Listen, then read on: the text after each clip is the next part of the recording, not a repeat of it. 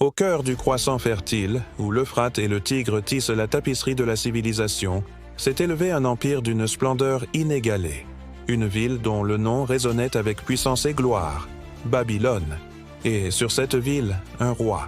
Un roi qui non seulement gouverna, mais façonna le destin des nations.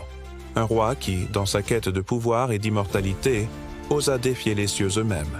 Son nom était Nabuchodonosor II, un nom qui, au fil des millénaires, est devenu synonyme de magnificence, de conquête et d'une chute qui résonnerait à travers l'histoire. Mais qui était cet homme? Quelle fut la saga qui le mena du trône d'un royaume en ascension à la légende immortelle? Pour comprendre Nabuchodonosor, il nous faut remonter le temps. Le 7e siècle, Avin G.C.U.C., était une période d'effervescence et de changement au Proche-Orient. Pendant des siècles, l'Empire assyrien avait dominé la région d'une main de fer. Sa capitale, Ninive, était crainte et vénérée. Mais même les empires les plus puissants connaissent que leur déclin.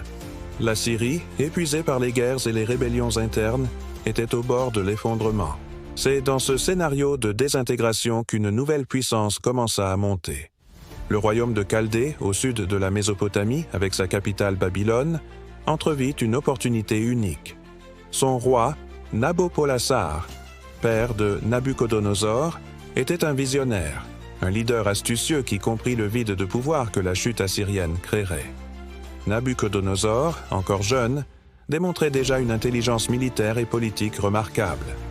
Il était l'héritier d'une ambition grandiose, le fils d'un roi qui osa défier le géant assyrien. L'alliance entre les Babyloniens et les Mèdes, des peuples qui avaient longtemps souffert sous le joug assyrien, scella le destin de Ninive. En 612, Dadeus avait eu Ninive tomba. Un cri de liberté et de vengeance retentit dans tout l'Orient. Le pouvoir assyrien était brisé. Et avec la poussière de la bataille, une nouvelle puissance émergea.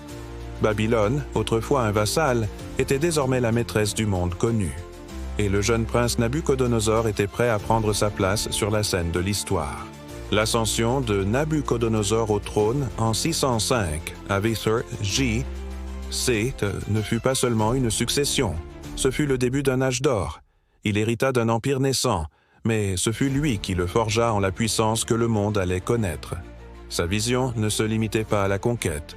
Il rêvait de construire une ville qui reflèterait sa gloire, une capitale qui éclipserait toutes les autres. Sous son commandement, Babylone se transforma. Il reconstruisit et agrandit la ville à une échelle monumentale. Les légendaires murailles de Babylone, si larges que des chars pouvaient faire demi-tour dessus, furent renforcées. La majestueuse porte d'Ishtar, avec ses briques vitrifiées bleu cobalt et ses reliefs d'animaux mythiques, devint l'entrée triomphale au cœur de l'Empire. La voie processionnelle, bordée de lions en céramique, menait au temple principal, les Agiles, dédié au dieu Marduk, la divinité tutélaire de Babylone. Et au centre de tout, s'élevant vers le ciel, l'Etemenanki, le ziggurat qui inspira la légende de la tour de Babel, une montagne artificielle de briques qui reliait le terrestre au divin. Mais le joyau le plus légendaire de sa couronne architecturale était peut-être les jardins suspendus, une merveille du monde antique, construite selon la légende pour plaire à son épouse, Amytis, qui regrettait les paysages montagneux de sa terre natale. Des terrasses étagées, irriguées par un ingénieux système de pompes, créaient une oasis verdoyante au milieu du désert, un témoignage du pouvoir et de l'ingéniosité babylonienne. La grandeur de Nabuchodonosor ne se limitait pas à l'architecture. C'était un conquérant implacable. Son objectif était d'assurer l'hégémonie babylonienne sur le Proche-Orient. Ses campagnes militaires furent rapides et décisives, écrasant tout foyer de résistance et étendant les frontières de son empire. De l'Égypte à l'Anatolie, son nom était murmuré avec crainte et respect. Il consolida la domination babylonienne sur la Syrie, la Phénicie et la Palestine, transformant ces régions en provinces de son vaste domaine. Mais l'une de ses conquêtes les plus significatives et, pour certains, controversée, fut la prise de Jérusalem. Le royaume de Juda, avec sa capitale Jérusalem, était un point stratégique sur la route entre l'Égypte et la Mésopotamie. Malgré les avertissements de prophètes comme Jérémie, les rois de Juda, avec l'aide égyptienne, tentèrent de défier la suprématie babylonienne.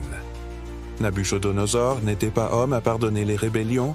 En 586 avec J2C, après un long et brutal siège, Jérusalem tomba. Le temple de Salomon, le cœur spirituel du peuple juif, fut pillé et incendié. La ville fut détruite et l'élite juive ainsi qu'une grande partie de la population fut déportée à Babylone. Cet événement, connu sous le nom de captivité babylonienne, marqua profondément l'histoire et la foi du peuple juif. Pour Nabuchodonosor, ce n'était qu'une conquête de plus, une démonstration supplémentaire de sa puissance. Pour les Juifs, ce fut un traumatisme qui façonna leur identité et leur compréhension de Dieu. Mais, ironiquement, c'est durant cette période d'exil que bon nombre de leurs textes sacrés furent compilés et que leur foi se renforça, assurant leur survie en tant que peuple. Le roi qui les dispersa, sans le savoir, contribua à la préservation de leur culture. Malgré tout son pouvoir et sa gloire, Nabuchodonosor n'était pas immunisé contre les anxiétés de l'esprit humain. Lui, comme de nombreux rois de l'Antiquité, cherchait des signes et des présages, et ses rêves étaient une source de préoccupation constante. Le livre de Daniel, l'un des récits bibliques les plus fascinants sur la cour babylonienne, nous offre un aperçu de ces moments intimes. L'histoire la plus célèbre est celle d'un rêve perturbant que Nabuchodonosor fit. Personne à sa cour ne parvint à l'interpréter jusqu'à ce qu'un jeune juif exilé, Daniel, doté d'une sagesse divine, fut amené en sa présence. Daniel non seulement révéla le rêve une statue colossale faite de différents matériaux, mais aussi son interprétation. La statue symbolisait la succession d'empires, depuis le royaume d'or de Nabuchodonosor lui-même, en passant par des royaumes d'argent, de bronze et de fer, jusqu'à un royaume divisé de fer et d'argile. Une pierre non taillée de mains humaines frapperait la statue et la réduirait en poussière, symbolisant le royaume éternel de Dieu qui détruirait tous les royaumes terrestres.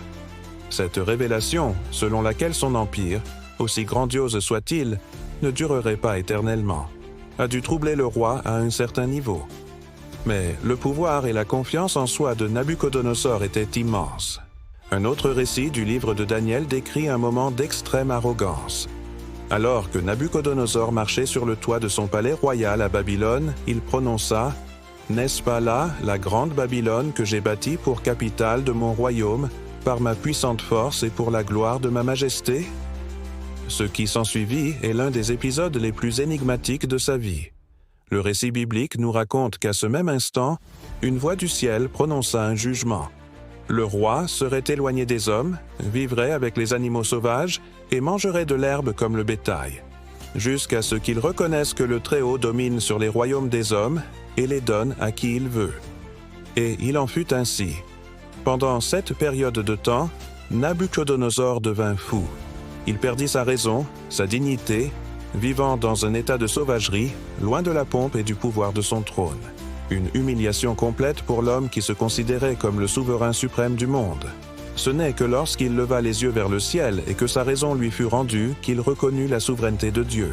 Son humilité, tardive, aboutit à sa restauration sur le trône, avec une gloire et une majesté encore plus grandes. Un épisode qui, pour beaucoup, sert de puissant rappel de la fugacité du pouvoir humain et de la nécessité d'humilité. Nabuchodonosor II régna sur Babylone pendant 43 ans, l'un des règnes les plus longs et les plus influents de l'histoire antique.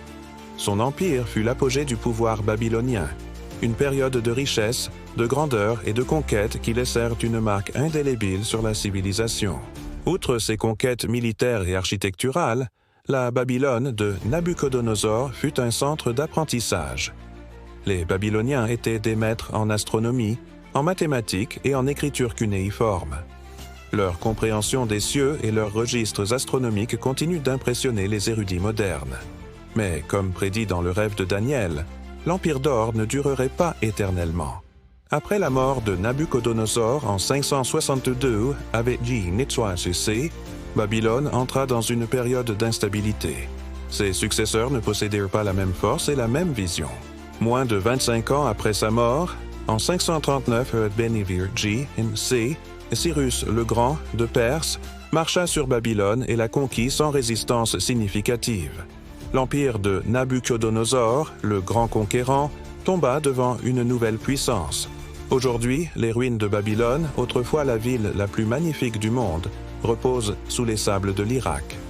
Mais le nom de Nabuchodonosor résonne encore à travers les millénaires. On se souvient de lui comme du grand bâtisseur, du conquérant implacable, du roi qui mena Babylone à son zénith. Et, pour beaucoup, comme de l'homme qui, dans sa quête de pouvoir et d'immortalité, se rappela la fragilité de l'existence humaine et la souveraineté d'un pouvoir supérieur. L'histoire de Nabuchodonosor n'est pas seulement l'histoire d'un roi et d'un empire.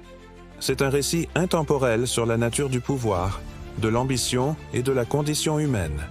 Il nous rappelle que même les plus grands exploits sont éphémères, que la gloire terrestre est passagère, et que l'histoire, dans sa marche implacable, trouve toujours de nouvelles mains pour manier le sceptre. Nabuchodonosor, le roi qui défia les cieux, a peut-être vu son empire tomber, mais sa légende, gravée dans les briques de Babylone et dans les pages de l'histoire, reste vivante. Une histoire qui continue de nous fasciner et de nous faire réfléchir sur l'héritage que nous laissons derrière nous.